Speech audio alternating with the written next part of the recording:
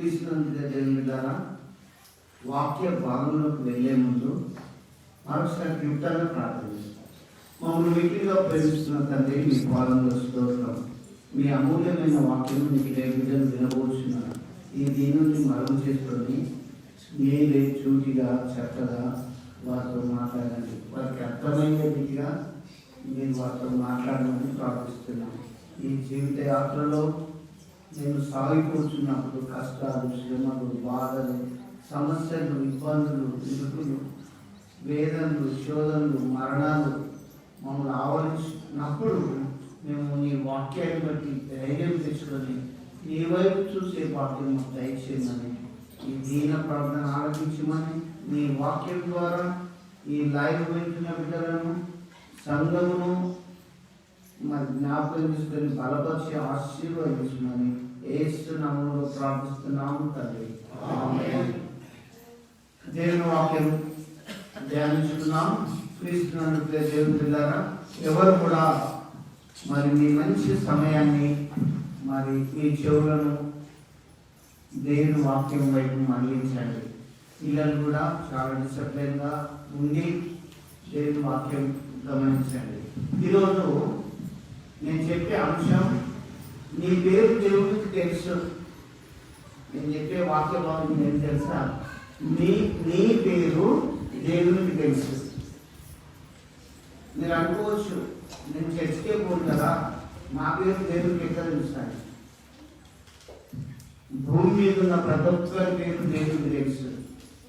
కొన్ని పేర్లు తల్లిదండ్రులు పెడతారు పిల్లలు, కొన్ని పేర్లు ఎవరైనా పెద్దలు పెడతారు. అవునా? పేర్లు పుట్టిన ప్రతి ఒక్కరికి ఒక్కొక్క పేరు ఉంటుంది. ప్రతి మనిషికి ఒక పేరు ఉంటుంది. పేరు లేకపోతే మనం వాళ్ళని పిలవలేము, వాళ్ళని గుర్తించలేము. పేరు యొక్క ప్రాముఖ్యత చాలా గొప్పది. ఇప్పుడు ఏ ఊళ్ళో తీసుకొని పేరు లేని మనిషి ఉంటాడా? మనుషులకే కాదు, భూములకు ఉంటాయి, స్కూళ్ళకు ఉంటాయి, స్థలాలకు ఉంటాయి, ఇళ్ళకు ఉంటాయి. ఎందుకు ఈ పేరు భాష ప్రాముఖ్యత వచ్చింది? గమనించాలి దేవుని వాక్యాన్ని. పేరు లేకుండా మనగడ మనం సాధించలేము. ఈ భూమి మీద మనం ఏ పని కూడా చేయలేము. నీ దేవుడు అంటే ఊరి పేరు చెప్తాం, నీ పేరు ఏంటంటే నీ పేరు చెప్తాం. పేరు యొక్క ప్రాముఖ్యత చాలా గొప్పది. అందుకే పేరు పెట్టేటప్పుడు, పేరు పెట్టుకునేటప్పుడు చాలా గమనించి దీవెనకరంగా, ఆశీర్వాదకరంగా, దేవునికి మహిమకరంగా ఉండే పేరు పెట్టుకోవాలి. కొంతమంది ఇప్పుడు ఇటీవల క్రైస్తవులు అయిన వాళ్ళు పేరు మధ్యలో మార్చుకొని ఇంకో పేరు పెట్టుకుంటారు. అవునా? అయితే పేరు యొక్క ప్రాముఖ్యతల గురించి నేను మీకు జ్ఞాపకం చేస్తున్నాను. ఈ పేరు ప్రతి ఒక్కరికి పేరు ఉంటుంది కాబట్టి పిల్లల పేరు పెట్టేటప్పుడు తల్లిదండ్రులు తగు శ్రద్ధ వహించి పెట్టుకోవడం మంచిది. బైబిల్ వాక్యంలో కూడా దేవుడు ఏ రీతిగా పేర్లు పెట్టిండో, ఎలా జరిగిందో నేను క్లుప్తంగా చెప్తా. దయచేసి ప్రతి ఒక్కరు గమనించండి. యెషయా గ్రంథంలోకి రండి. ముందు యెషయా గ్రంథం 43వ అధ్యాయం 1లో దేవుడు ఏం చెప్తుందో గమనించండి.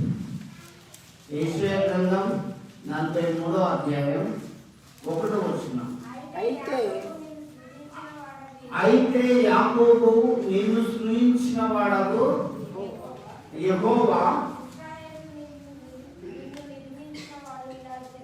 చూడండి, నిన్ను నిర్మించిన వాడు దేవుడు, నిన్ను తల్లి గర్భంలో నిర్మించిన దేవుడు ఇలాగు సెలవిస్తున్నాడు.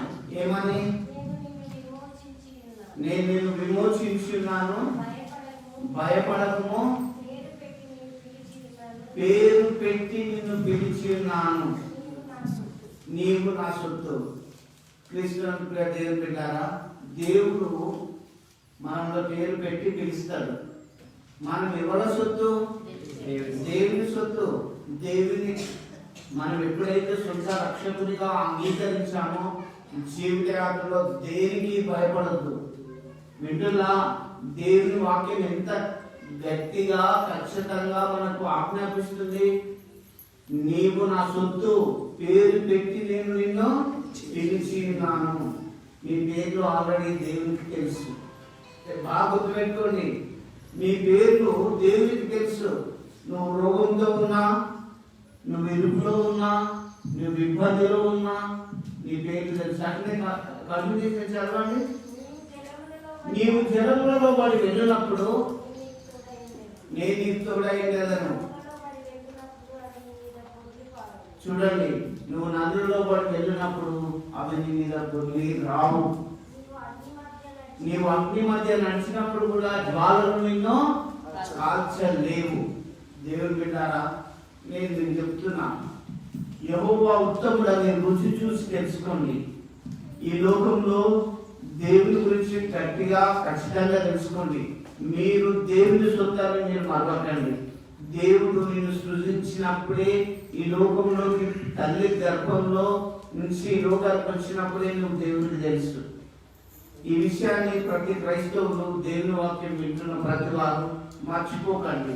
కొన్ని కష్టాలు, శ్రమ కాగానే ప్రార్థనకు మానేయడం, విశ్వాసంలో నుంచి తగ్గిపోవడం, బైబిల్ చదవకపోవడం, ప్రార్థన చేయకపోవడం, దీర్ఘకాలంగా మీరు ఉండదు. మీ పేరు దేవునికి తెలుసు. నేను చెప్పే అంశం ఏంటి? మీ పేరు దేవునికి తెలుసు. అందుకే పేరు పెట్టి నేను పిలిచి ఉన్నాను. నువ్వు నగరంలో పడి వెళ్ళు, మరి జలముల మధ్య నువ్వు నడిచినప్పుడు కూడా, జ్వాలలో అగ్నిలో నువ్వు మరి పడి ఉన్నా కూడా దేవుడు చెప్తాడు. కృష్ణను పిల్లారా, మరి దేవుడికి మీరు తెలుసు అని నేను మీకు జ్ఞాపకం చేస్తున్నా. మీకు ఇంతవరకు తెలుసో తెలియదు. అయ్యో మేము చర్చికే పోతాం, మాకు ఇన్ని కష్టాలు వచ్చినాయి, ఇన్ని సమస్యలు వచ్చినాయి అని మీరు దయచేసి బాధపడకండి. నీ పేరు వేసే తెలుసు, నువ్వు చర్చికి వస్తున్నావు అని తెలుసు, నువ్వు బైబిల్ చదువుతున్నావు అని తెలుసు. కానీ దేవుని బిడ్డారా, దేవుడు మిమ్మల్ని ఏ రీతిగా నిర్మించిందో, నువ్వు సృష్టింపబడి లోకానికి ఎప్పుడు వచ్చినావో నీ పేరు దేవునికి తెలుసు అని జ్ఞాపకం చేస్తున్నా. నేను కొన్ని లేఖనాలు, కొన్ని వాక్య భాగాలు నేను మీకు జ్ఞాపకం చేస్తాను. దయచేసి మత్తయి సువార్త 1వ అధ్యాయం 21 చూడండి. పరిశుద్ధ గ్రంథంలో నుంచి మత్తయి సువార్త 1వ అధ్యాయం 21. ఆమె ఒక కుమారుని కనును తన ప్రజలను వారి పాపముల నుండి ఆయనే రక్షించును గనుక ఆయనకు యేసు అని పేరు పెట్టుదు అనెను. చూడండి, యేసయ్యకు కూడా దేవునికి కూడా ఒక పేరు ఉన్నది. తన ప్రజలను వారి పాపముల నుంచి ఆయన రక్షిస్తాడు కనుక రక్షించే దేవునికి ఏం పేరు ఉన్నది? యేసు అనే పేరు ఉన్నది. మన దేవునికి పేరున్నది తెలుసు కదా. ఎన్ని పేర్లు ఉన్నాయో తెలుసా? యేసు ప్రభు దాదాపు 117 పేర్లతో పిలుస్తున్నారు. ఈయన నా ప్రియ కుమారుడని, అల్ఫా ఓమెగా అని చాలా పేర్లతోటి ప్రభుని పిలిచిండు. కానీ మనకు 1-2 పేర్లు ఉంటాయి, అవునా? మళ్ళీ అవసరం లేదు. దేవునికి ఏం పేరు ఉన్నదో గమనించండి. ఆమె ఒక కుమారుని కనును తన ప్రజలను వారి పాపముల నుండి ఆయనే రక్షించును గనుక. చూడండి, తన ప్రజలను వారి పాపముల నుంచి ఆయనే రక్షిస్తాడు. యేసు ప్రభు తప్ప పాపములు క్షమించడానికి ఎవరికి అధికారం లేదు. మనము పాపంలో పుట్టినప్పుడు, పాప జీవితంలో బ్రతుకుతున్నప్పుడు, రోగంతో ఉన్నప్పుడు, సమస్యలతో ఉన్నప్పుడు, కష్టంలో ఉన్నప్పుడు, దేవుని బిడ్డలారా వేసేది తెలుసుకో, ఆయన తన బిడ్డలను, తన ప్రజలను వారి పాపముల నుంచి ఆయనే రక్షిస్తాడు. ఆ రక్షకుని నేను మర్చిపోకండి. ఆయనకి ఏమని పేరు? ఆయనకు యేసు అని పేరు పెట్టుదు అనెను. ఆయనకు యేసు అనే పేరు పెట్టుదు అని మరి ముందే ప్రవచించిండు. ప్రభు పుట్టక ముందే ఈ యొక్క యేసు ప్రభు లోకానికి వస్తాడు. ఆయన తన ప్రజలను వారి పాపాల నుంచి రక్షిస్తాడని యేసు ప్రభు ఒక పేరు పెట్టాడు. కంటిన్యూషన్ చదవండి. ఇదిగో కన్యక గర్భవతి అయి కుమారుని కనును. ఆయనకు ఇమ్మానుయేలు అని పేరు పెట్టుదురు. చూడండి, ఇప్పుడు ముందు యేసు అని అన్నారు, మన కింద ఇమ్మానుయేలు అని పేరు, యేసు ప్రభు పేరు 2గా వచ్చేసినారు, అవునా? నేను లేఖనాలు గమనించాలి. యేసు అనే పేరు పెట్టును, తన ప్రజలను వారి పాపముల నుంచి ఆయన రక్షిస్తాడని చెప్పి, మళ్ళీ ఇంకా కింద ఆయనకు ఇమ్మానుయేలు అని పేరు పెట్టబడడం ఉంటుంది అని. అయితే చదువు అని ప్రభువు తన ప్రవక్త ద్వారా పలికిన మాట నెరవేరునట్లు ఇదంతయు జరిగెను. ఇదంతా జరిగాను. ఇమ్మానుయేలు అంటే తెలుసా? దేవుడు మనకు తోడని అర్థం. గుడికొస్తున్న మీరు, సమస్యల్లో ఉంటున్న మీరు, ఆ దేవుణ్ణి మీ హృదయంలో ప్రార్థన చేసుకొని ఆరాధించుకొని మీ హృదయంలో ఉంచుకుంటే ఆ దేవుడు ఎప్పటికీ తోడు ఉంటాడు. నేను మీకు చెప్తున్నా కదా, దేవుడిని మర్చిపోయిన వారికే కష్టాలు శ్రమలు వస్తాయి. నువ్వు దేవుడిని దినం ప్రార్థన చేసుకున్నావు అనుకో, ఏ తెగులుని కూడా సమీపించారు. ఇప్పుడు యేసు ప్రభుకు యేసు అనే పేరు ఉన్నది, ఇమ్మానుయేలు అనే పేరు ఉన్నది. మీకు ఒక్కొక్కరికి ఒక్కొక్క పేరు ఉంటుంది, ఉండదా? పేరు లేకపోతే భూమి మీద మనం నడవలేము, మనలో గుర్తించలేరు, మన ఆశకి ఎవరికి దొరకదు. అందుకే అనాది కాలంలోనే దేవుడు ఆదామును చేసి నేల నుంచి మట్టిని చేసి ఆదాముకు ఆదాము అనే పేరు పెట్టింది. ఆదాము ఏం చేసిండు? జంతువులకు, పక్షులకు, భూమి మీద ఉన్న వాటి అన్నింటికీ ఆయన పేరు పెట్టిండు. వింటున్నా? మరి తన ప్రకట ఎముకల నుంచి స్త్రీని తీసి ఆమెకు హవ్వ అని పేరు పెట్టిండు. నా ఎముకలలోని ఒక ఎముక, నా మాంసంలోను ఒక మాంసం అని చెప్పి, నువ్వు నరుల్లో నుంచి వచ్చినావు కాబట్టి నీ పేరు నాలి అనబడింది. అవ్వకి ఇంకొక పేరు ఏమన్నది? నాలి అని కూడా అంటారు. నీకు విషయాలు చెప్పాలి. ఒక మనిషి 2 పేర్లతో కూడా భూమి మీద చెలామని అయిపోతారు. మీరు ముందు పేర్లు కొన్ని పెట్టుకుంటారు, సర్టిఫికెట్ కొన్ని పేర్లు పెట్టుకొని ఉంటారా? అవును. ఎందుకంటే దేవుడు కూడా యేసు అనే పేరుతో వచ్చిండు. ఆయనకి భాషాంతరమున ఇమ్మానుయేలు అనే పేరు కూడా ఉండడం జరిగింది. ఇంకా మీకు ఒకటి జ్ఞాపకం చేస్తున్నా, దేవుని పేరు దయ్యాలకు కూడా తెలుసా? ఒకసారి మీరు ఎందుకండి ఆ దయ్యాలు ఏమంటే తెలుసా? నజరేయుడైన యేసు మాతో మీకు ఏం పని అంటే ఊరు పేరు పెట్టి కూడా మనం వెళ్తారు. పిలవరా? మనం ఎన్ని తీగ పిలుస్తారో మీరు అర్థం చేసుకోవాలి. బైబిల్ లేఖనాలు చూస్తుంటే మీరు తమిళ పెట్టారా అని పెట్టి మన ఊరు పేరు పెట్టి కూడా పిలుస్తారు. ఏ ఊరికైనా పోతే అలానే రండి తమిళ పేరు రండి పిలువ అంటారు. గడపగా రండి గడ అంటారా? ఊరు పేరు పెట్టి. అతని యేసు ప్రభుని కూడా దయ్యాన్ని ఏం చేసిన తెలుసా? నజరేయుడైన యేసు మాతో నీకేం పని, కాలం రాకముందే మమ్మల్ని ఇలా వేధించి దానికి వచ్చావా అని చెప్పి దయ్యాలు రిక్వెస్ట్ చేస్తున్నాయి. అంటే ప్రతి మనిషికి జీవితంలో ఒక పేరు ఉంటుందని నేను మీకు తెలియజేస్తున్నాను. అయితే ఇక్కడ నేను ఇక వాక్య భాగంలోకి వెళ్ళిపోదాం. లూకాసు వార్తలకు రండి, 1వ అధ్యాయం 60వ వచనంలో నుంచి చూడండి. నీ పేరు దేవుడికి తెలుసు, మీరు ఎవరు భయపడదు. చర్చికి వస్తున్న వారు, బాధలో ఉంటున్న వారు, సమస్యలో ఉంటున్న వారు దిగులు పడదు. ఎందుకు తెలుసా? నా పేరు వేసే తెలుసు. ఎవరి పేరైతే జీవ గ్రంథమందు రాయబడదో వాడు నరకానికి వెళ్ళిపోతాడు. మీ పేర్లు ఆల్రెడీ రాయబడతాయి. ఇక్కడ చూడండి,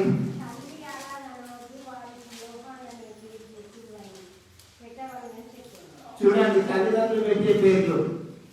కొంతమందికి తల్లిదండ్రులు పెట్టారు పేర్లు, అవునా? వృద్ధాప్యంలో జకర్యాకు ఎలిషబెతుకు ఒక కుమారుడు పుట్టిండు. లేక దేవుడు మనం ఏమనుకుంటాం, ఏజ్ అయిపోయింది, ఇంకేం పిల్లలు పుట్టారు అనుకుంటాను. దేవునికి సమస్తం సాధ్యం. కన్యకి ఎట్లా గర్భవతి కుమారుడు కానీ పరిశుద్ధాత్మ వలన. దేవుని యొక్క పరిశుద్ధాత్మ నీలో ఉంటే నీ మీదకి వస్తే గొప్ప ఆశ్చర్య కార్యం జరిగిపోతుంది, రోగం పోతుంది. సమస్తం దేవుడు కార్యం చేయగలడు. వింటున్నా? అందుకే దేవుని లేఖనాలు బాగా గమనించాలి. ఇక్కడ జకర్యా ఎలిషబెతు వృద్ధులు అని రాయబడిందండి. ఆ వృద్ధులకు లేక ఒక కుమారుడు కలిగిండు. మళ్ళీ చదవడం అవసరం. 8వ దినమున చూడండి, తల్లికి ఎలిజబెత్కు ఒక కుమారుడు కలిగినప్పుడు ఆ తల్లి ఏం చెప్తుంది, అతనికి యోహాను అనే పేరు పెట్టాలి అంటాడు. 60 నుంచి 65 వరకు చూడండి.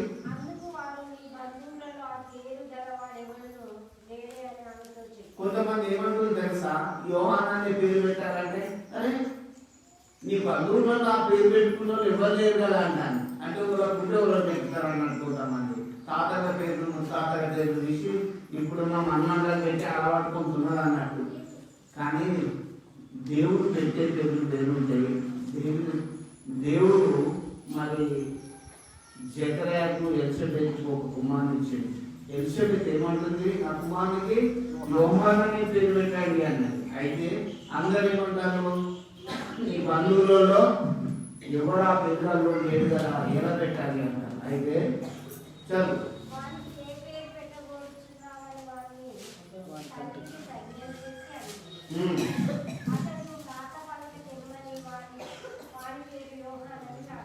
తండ్రికి నోరు లేదు, జకర్యాకు నోరు లేదు.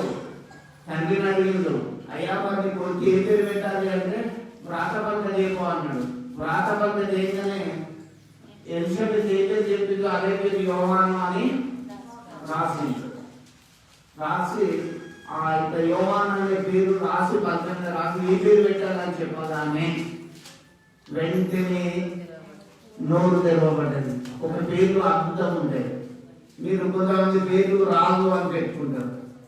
మా రాజులా ఉంటాడా అది చెప్పాలి. పేరు పెట్టుకుంటారు, గట్టిగా గొప్ప గొప్ప పేర్లు పెట్టారు. నేను చెప్తున్నా వాక్యానుసారంగా జీవితంలో ఉండాలి. ఇంకా ఇప్పుడు జకర్యా ఎలిజబెత్ కుమారులకు ఏమని పేరు, కొడుకు యోహాను అనే పేరు పెట్టింది. ఇంకా నేను మీకు ఒకటి జ్ఞాపకం చేస్తున్నా, దయచేసి చూడండి. ఆదికాండంలోనే రండి, దేవుడు పెట్టే పేరు కూడా కొన్ని ఉంటాయి. 21:2 చూడండి. ఆదికాండం 21వ అధ్యాయం 2 వచనం. ఎట్లనగా దేవుడు అబ్రహాముతో చెప్పిన నిర్ణయ కాలములో శారా గర్భవతి అతని ముసలితనమందు అతనికి కుమారుని కనెను. చూడండి, లేఖనాలు పరిశీలించండి. అబ్రహాము 100 సంవత్సరాలు, శారా 90. వారి ముసలితనమందు దేవుడు వారికి ఒక కుమారుని ఇచ్చిండు. ఇది జీవితం. ఎప్పుడు మనము భయపడవద్దు. ఎందుకు తెలుసా, నీ పేరు పెట్టి దేవుడు పిలుస్తాడు. నీ పేరు దేవుడికి తెలుసు, నీ స్థితి దేవుడికి తెలుసు. ఈ భూమి మీద నువ్వు ఏం తెలుస్తున్నావు, నీ కన్నీరేంటి, నీ కష్టం ఏంటి, అన్ని కూడా నీ దేవుడికి తెలుసు. అందుకే దేవుడు ఇస్సాకును శారాను దర్శించాడు. వారు వృద్ధులు, ముసలితనమందు వారు. ఆయనకి దేవుడు వారికి ఏం చేసాడు, ఒక కుమారుని ఇచ్చాడు. కంటిన్యూషన్ చేయి. ఎట్లనగా దేవుడు అబ్రహాముతో చెప్పిన నిర్ణయ కాలంలో శారా గర్భవతి అతని ముసలితనమందు అతని కుమారుని కనెను. అప్పుడు అబ్రహాము తనకు పుట్టినవాడును తనకు శారా కనినవాడునైన తన కుమారునికి ఇస్సాకు అని పేరు పెట్టెను. అబ్రహాము తన కొడుకు ఏమని పేరు పెట్టుకున్నాడు, తల్లిదండ్రులు పెట్టుకునే పేరు ఇస్సాకు అని పేరు పెట్టుకున్నాడు. కొంతమంది పేర్లు దేవుడే పెట్టారు. ఇప్పుడు దేవదూతలు వచ్చి అమ్మా కన్యక గర్భవతి కుమారుని పడుతుంది, ఆయనకి యేసు అనే పేరు పెట్టడం జరుగుతుందని దేవదూతల ముందే ప్రవేశించి పెట్టిండు. మరి ఇస్సాకు ఆ పేరు తల్లిదండ్రులు పెట్టిండు. మరి జకర్యాకు తల్లిదండ్రులే పెట్టిండు. కాబట్టి తల్లిదండ్రులు పెట్టే పేరు కొన్ని ఉంటాయి, మరి దేవుడు పెట్టే పేర్లు కొన్ని ఉంటాయి, దేవదూతలు కూడా స్వయం వచ్చి పెట్టే పేర్లు కొన్ని ఉంటాయి. కాబట్టి క్రీస్తునందు దేవుని పెట్టారా, కొంతమంది పేర్లు మార్చుకునే వాళ్ళు కూడా ఉంటారు. బైబిల్లో చూడండి, నేను మీకు జ్ఞాపకం చేస్తాను. ఆదికాండం 17వ అధ్యాయం 1లో పేర్లు, మీ పేరు గురించి మీకు ఖచ్చితమైన ఇన్ఫర్మేషన్ మీకు తెలవాలి. మీ పేరే చక్కగా లేనప్పుడు ఎట్లా? అబ్రాహాము 99 ఏళ్ల వాడైనప్పుడు, అబ్రహాము 99 సంవత్సరాల ఏడు గలవాడైనప్పుడు యెహోవా అతనికి ప్రత్యక్షమై, దేవుడే స్వయంగా అతనికి ప్రత్యక్షమై, నేను సర్వశక్తి గల దేవుడను, అబ్రహామా నేను సర్వశక్తి గల దేవుడను. ఎన్ని సంవత్సరాలకు ప్రత్యక్షమైందో? 99. వృద్ధాప్యంలో దేవుడు ప్రత్యక్షమైండు. నేను మీకు చెప్తున్నా, జీవితంలో దేవుని ప్రత్యక్షతను పొందుకునే భాగ్యం సంపాదించుకోవాలి. డబ్బు కూడా పెట్టుకొని ఇంకా రాసుకోవడం కాదు, దేవునితో సావాసం చేయడం గొప్ప ధన్యత. అయితే చదువు. నా సన్నిధిలో నడుచుచు నిందారహితుడవై ఉండుము.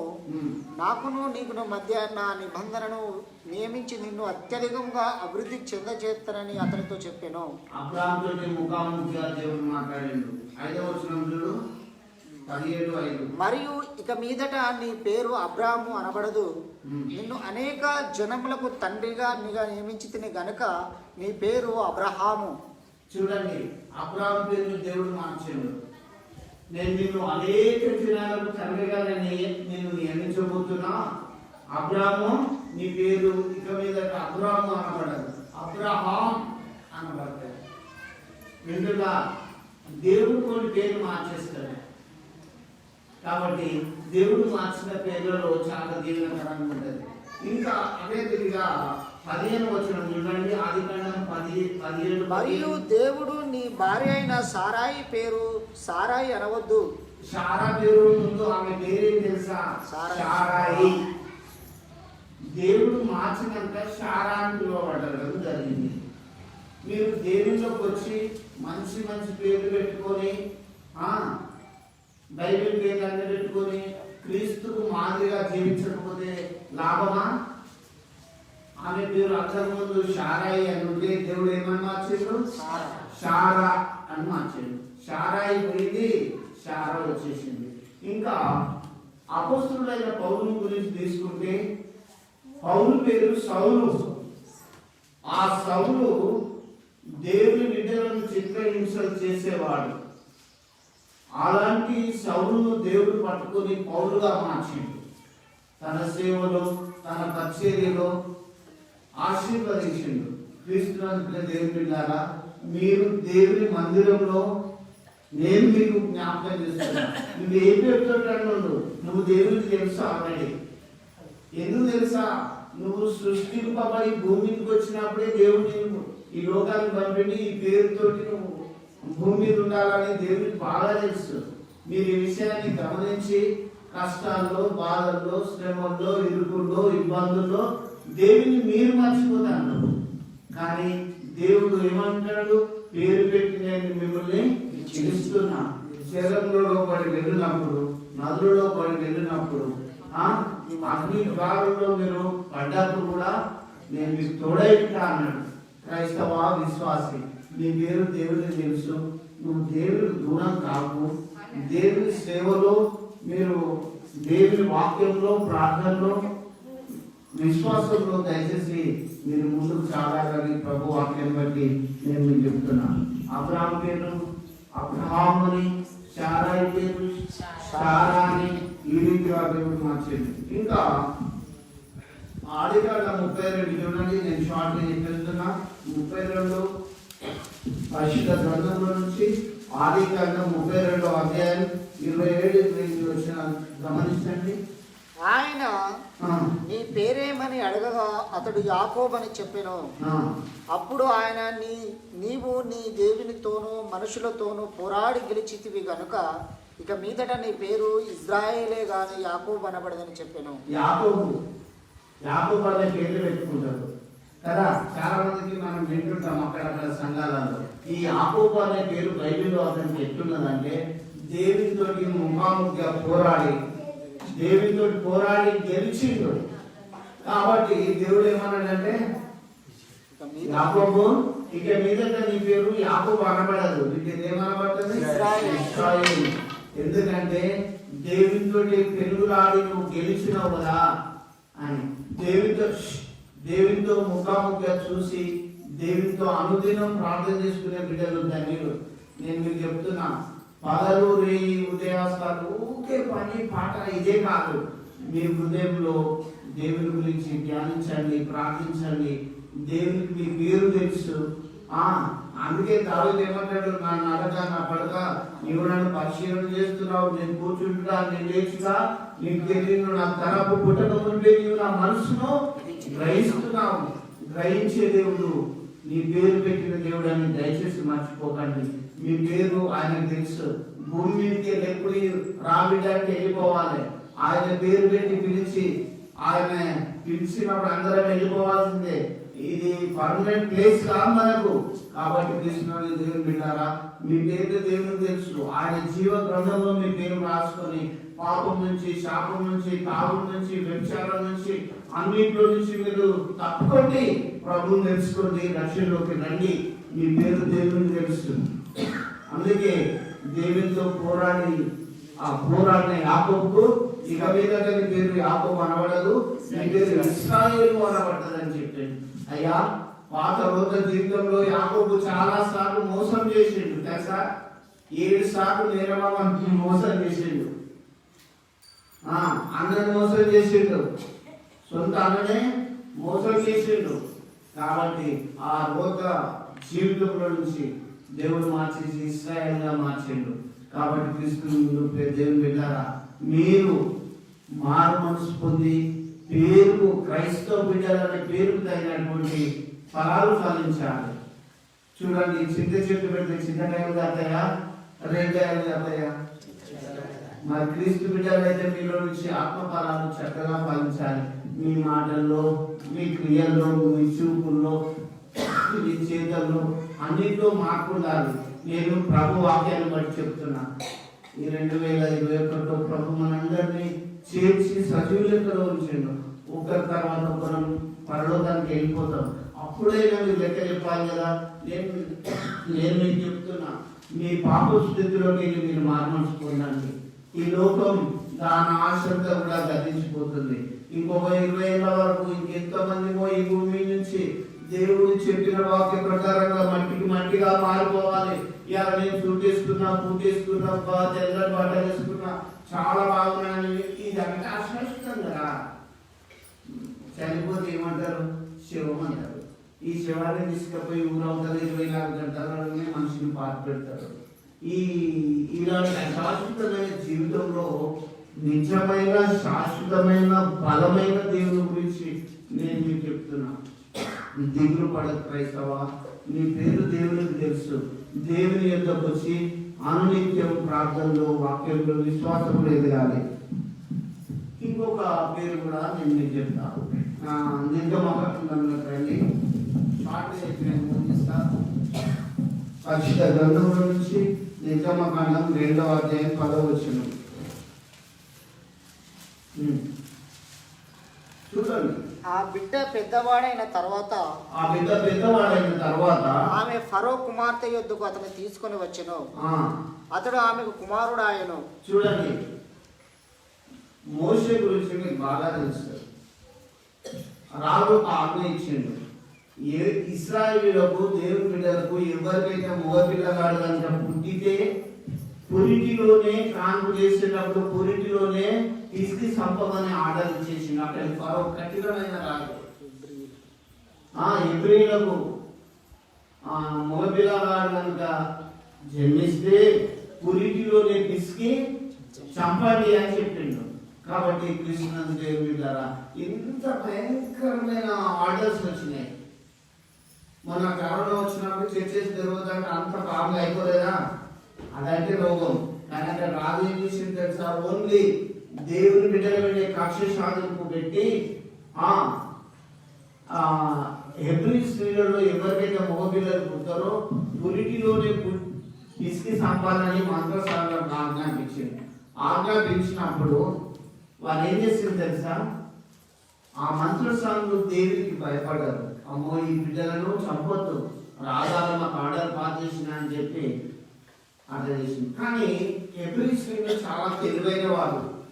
ఆ మంత్రసాన్ని రాకముందే కాలు ధరించుకునేవారు. అట్లా ఒక అబ్బాయిని ఒక తల్లి భద్రంగా ఇచ్చింది.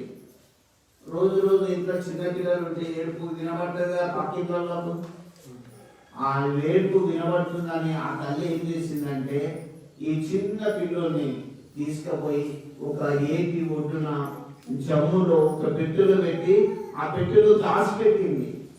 నేను ఇక్కడ ఎందుకు మీకు చెప్తున్నానంటే మీ పిల్లలను సరి అయిన శిక్షణలోను బోధలోను భక్తిలోను పెంచాలి. వాళ్ళు పెద్దవాళ్ళు అయినప్పుడు మీ పిల్లలు చెడిపోరు.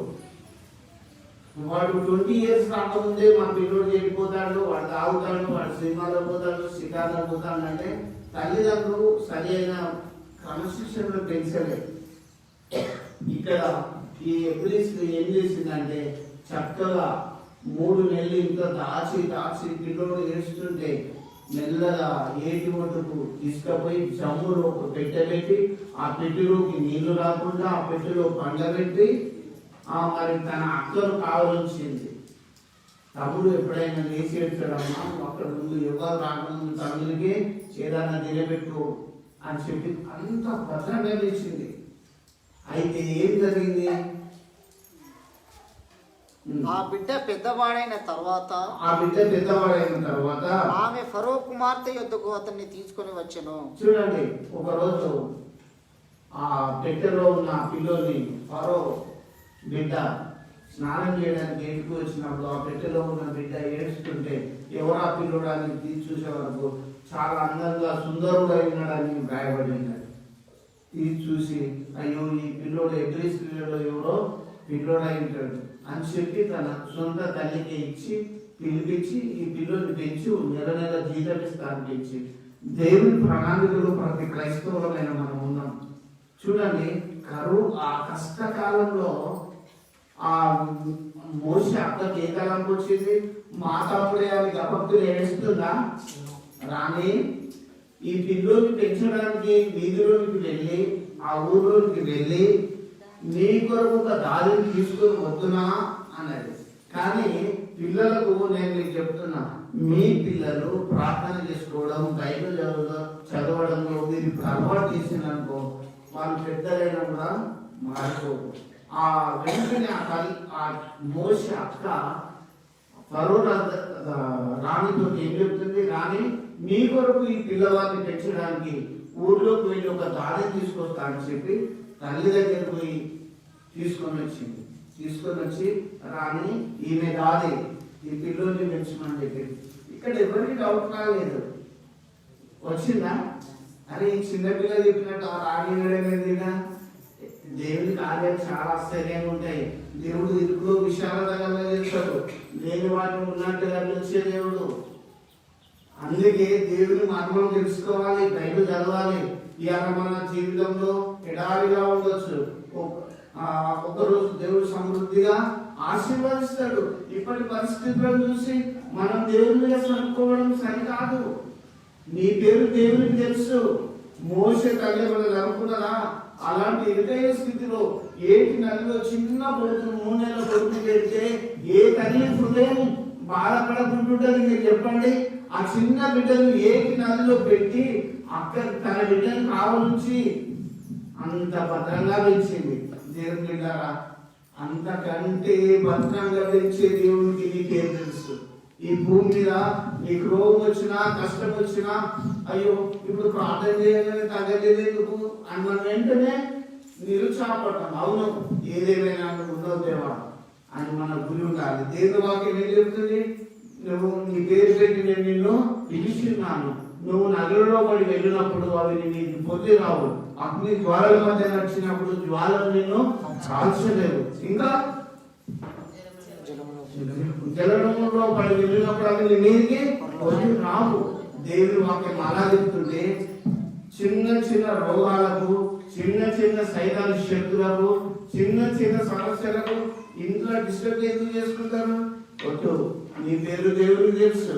నువ్వు తల్లి గర్భంలో నిర్మింపబడ్డప్పుడు ఆయన నీ పేరు దేవుడికి తెలుసు అని గుర్తు చేసుకో. చూడండి, మోషే చిన్నప్పుడే అంత కష్టాల స్థితిలో నుంచి ఏటిలో నుంచి బయటకు వచ్చింది. అయితే కంటిన్యూషన్ చేయి. ఆమె ఫరో కుమార్తె యొద్దకు అతన్ని తీసుకుని వచ్చెను, అతడు ఆమెకు కుమారుడు ఆయను. చూడండి, నెల జీతం ఇస్తా, ఈ చిన్నోని నువ్వు తీసుకుపోయి నా కొరకు పాలించి పెంచుకున్నాను. ఆ తల్లికి ఎంత డేరు ఇప్పుడు భయపడుతుందా? ఎవరికైనా తీసుకుపోయి చిన్నోని పాలించుకుంటా పెద్దవాడేలాగా పెంచింది. నా కొరకు పెంచమంటే అది రాను. చూడండి, మన జీవితంలో డబ్బా తెలపరాదు, తెలివ తెలపరాదు, ఒక సమయం ఎంతున్నా ఏదో తెలపరాదు. దేవుడు లేని జీవితం వ్యర్థం. బాగా గుర్తుపెట్టుకోండి.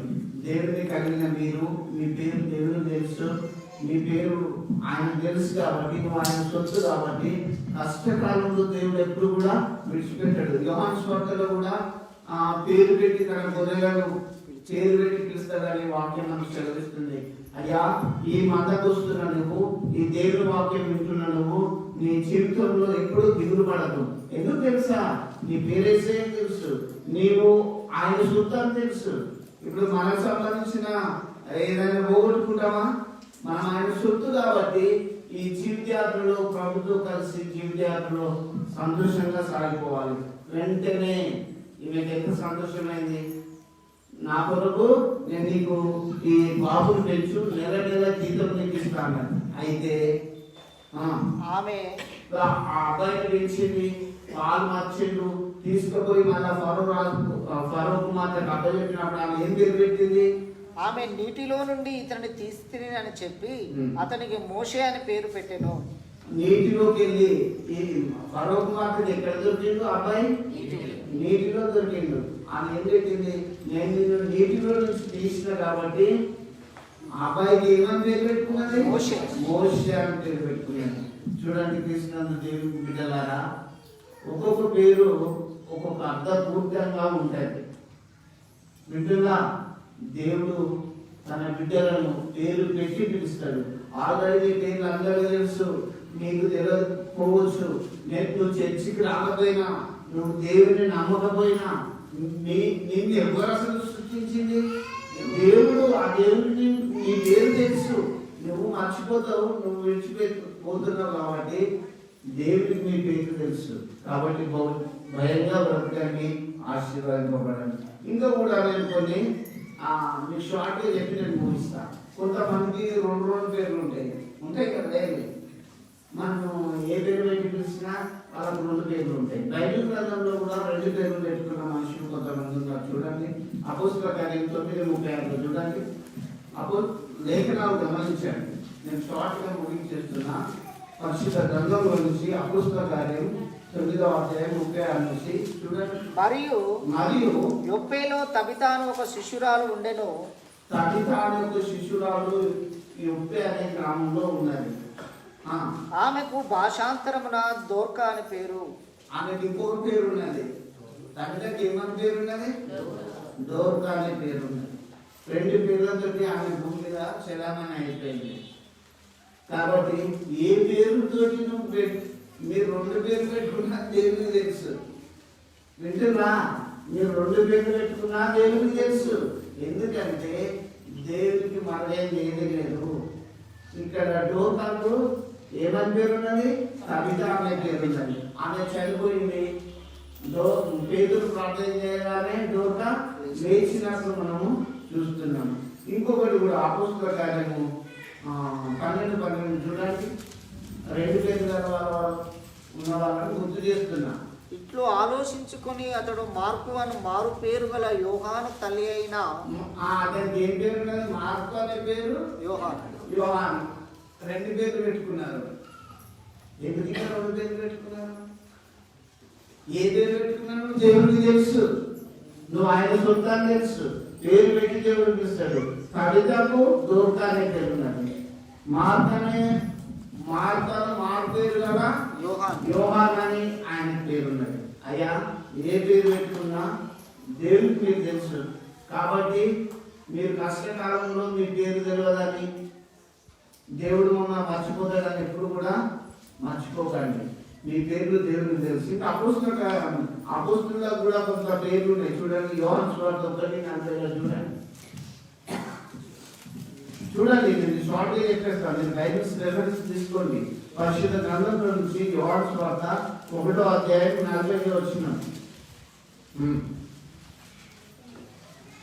ఆ యోహాను మాట విని ఆయనను వెంబడించి ఇద్దరిలో ఒకడు సీమోను పేతురు యొక్క సహోదరుడైన ఆంద్రయ.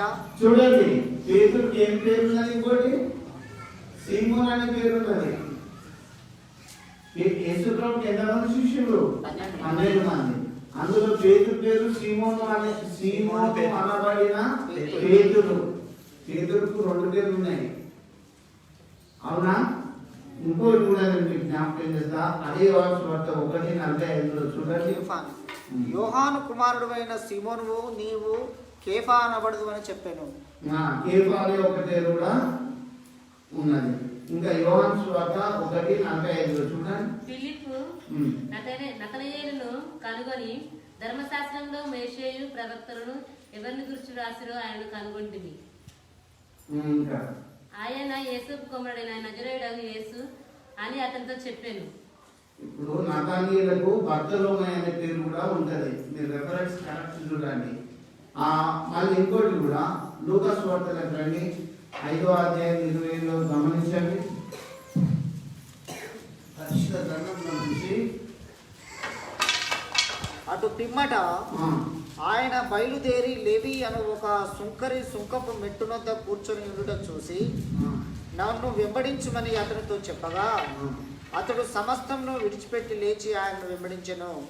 లూకా సువార్త 5:27 లేవికి ఇంకొక పేరు ఉన్నది, మత్తయి అనే పేరు ఉంటుంది. ఉందా లేదా గమనించండి. చదువు. 2 పేర్లతో కూడా ఈ భూమి మీద బ్రతికే వాళ్ళు ఉన్నారు. ఇంకా మత్తయి సువార్త 13లో కూడా లెబ్బాయి అనబడిన కత్తాయి అని రాయబడి ఉంటుంది. మరి యేసుప్రభు శిష్యులలో యోహాను సువార్త 11:16లో తోమాకు ఇంకో పేరు ఉంటుంది, దిదుమా అనబడిన తోమా. నువ్వు ఏ పేరు పెట్టి తెలుసుకున్నా నో ప్రాబ్లం, కానీ దేవుడికి మీకు ఏంటో తెలుసు. వింటున్నా? కాబట్టి క్రీస్తునందు ప్రియులారా, దేవుడు అబ్రాహామును పిలిచి అబ్రామా ఇక మీదట నీ పేరు అబ్రహాము అనబడుతుంది, శారాయి నీ పేరు శారా అనబడుతుంది, నేను నీకు ఒక కుమారుని ఇవ్వబోతున్నా అని చెప్తున్నాడు. యాకోబుని పిలిచి యాకోబు ఇక నువ్వు మనుషులతో కాదు దేవునితో పోరాడి చేసినావు కాబట్టి నీ పేరు ఇశ్రాయేలు అనబడుతుంది అని చెప్తాడు. యెషయా గ్రంథంలో మరి మనం చూసుకుంటే నువ్వు నీ పేరు పెట్టి నేను నిన్ను పిలిచాను. నువ్వు నదిలో పడి వెళ్ళినప్పుడు ఆ అగ్ని జ్వాలను కూడా నేను కాల్చలేవు, నీకు ఏ భయం లేదని దేవుడు మనం హెచ్చరిస్తున్నాడు. క్రీస్తునందు ప్రియ విశ్వాసి, నీ పేరు దేవునికి తెలుసు. అందుకే ప్రభు వాక్యంలో విశ్వాసంలో అన్నిటిలో మీరు ఎదిగి నా పేరు వేసే తెలుసు కాబట్టి నేను భక్తిగా విశ్వాసంగా భూమి మీద బ్రతకాలని నమ్మకం కలిగి ఉండాలి. నేను మీకు ఒకటి అసలు ఎగ్జాంపుల్ చెప్పాలి. ఒక్కటి చెప్పి నేను ముగిసిపోయాను. ఒక అతని తర్వాత రాబర్ట్ అట. ఏం పేరు? రాబర్ట్. వింటున్నా? రాబర్ట్ అట ఒక అతని పేరు. అయితే అతడు బాగా దొంగతనాలు చేసి దొరికిపోయింది. గమనించండి, అన్ని దొంగతనాలు చేసి దొరికిపోయాడు. ఆ రాజ్యాన్ని ఏది కూడా రాజే. ఆయన పేరు కూడా రాబర్ట్ అన్నమాట. రాజు పేరు కూడా. అయితే అక్కడికి పోయినాక ఈ రాబర్ట్ అనే దొంగను తీసుకుపోయినాక, ఒరే నీ పేరేంటంటే, అయ్యా నా పేరు రాబర్ట్. నా పేరు పెట్టుకున్నావేంటి? నా పేరు పెట్టుకొని నువ్వు దొంగతనం చేస్తున్నావు ఎందుకు? నీ పేరైనా మార్చుకో, బ్రతకన్నా మార్చుకో. నీ పేరైనా మార్చుకో, లేకపోతే బ్రతకన్నా మార్చుకో. నా పేరు పెట్టుకొని నువ్వు రాబర్ట్ అని దొంగతనం చేసినావు. నేనేమో రాజ్యానికి రాజున్నావు. క్రైస్తవుడు అని పేరు పెట్టుకొని నొప్పు రావలా ఉండాలి, వెలుగుతూ ఉండాలి, వెలిగిస్తూ ఉండాలి, క్రీస్తు బిడ్డలా ఉండాలి. క్రీస్తు బిడ్డలని మీరు పేరు పెట్టుకొని బైబిల్ వాక్యాలు చక్కటి పేరు పెట్టుకొని తాగుడు, వ్యభిచారం, దొంగతనం ఇవి చేస్తే మీరు క్రీస్తు బిడ్డలు అవుతారా? అందుకే మీరు యోచించుకోవాలి. క్రీస్తునందు దేవుని బిడ్డారా, దేవునికి రావాల్సిన మహిమ ఆయన కొరకు మనం బ్రతకాలి. మీరు చక్కటి పేరుతో మీ పేరు దేవుడికి తెలుసు. క్రీస్తు బిడ్డలు గుడిగిపోతారనే పేరు మీకు ఉంటుంది. గొడవలు ఎందుకు? మీ జీవితంలో ప్రార్థన ఉండాలి, బైబిల్ చదువుకోవాలి, భక్తిగా ఉండాలి, విశ్వాసం ఉండాలి. అట్లా కానీ మీరు కొంతమంది పేర్లు పెట్టుకుంటారు, గుడికే రాదు. అవునా? బైబిలే చదవరు. ఎందుకు ఇట్లా దేవుని పేరు అవమానం చేస్తారు? మీ పేరు దేవునికి తెలుసు. పేరైనా మార్చుకోవాలి, బ్రతకైనా మార్చుకోవాలి. దేవుని తెలుసుకోవాలి. ప్రభును వాక్యానుసారంగా మనం ప్రార్థించి ఆశీర్వదింపబడాలని ఈ కొద్ది మాటలు నీ వినికిడిలో దేవుడు దీవించును గాక. ఆమేన్. ప్రార్థిస్తున్నాం. మమ్మల్ని మిక్కిలిగా ప్రేమిస్తున్న మా తండ్రి, మీ పాలనలో స్తుతి స్తోత్రాలు చెల్లిస్తున్నాం. మహాగణుడా, గొప్ప దేవుడా, మీ స్తుతి స్తోత్రం. దేవా, పేరుకు మాత్రమే మేము క్రైస్తవులము కాక నీ బిడ్డలమనే పేరు పెట్టబడిన మీ జనాంగంగా, మీ సొత్తుగా మమ్మల్ని ఆశీర్వదించండి. దేవా, నిజంగా తండ్రి, నువ్వు పేరు పెట్టి పిలిచే దేవుడు, అంత గొప్ప దేవుడా నీ ఎదురు వస్తున్నాం. కూడి వచ్చిన బిడ్డలను ప్రతి ఒక్కరిని ఆశీర్వదించి జీవించమని ప్రార్థిస్తున్నాం. ప్రతి సమస్య నుంచి మరి వారిని విడిపించండి. ఇదిగో తండ్రి, ఏ బిడ్డ బాధతో, ఏ బిడ్డ రోగంతో, ఏ బిడ్డ సమస్యలతో ఉంటున్నారో దేవా, వారిని జ్ఞాపకం చేసుకొని తల్లి గర్భంలో రూపించినప్పుడే వారిని వెలుగుతూ వారిని సెలవిస్తున్నాం. దయతో జ్ఞాపకం చేసుకొని స్వస్థపరుచుమని యేసు నామములో ప్రార్థిస్తున్నాము తండ్రి. ఆమేన్. ఆమేన్.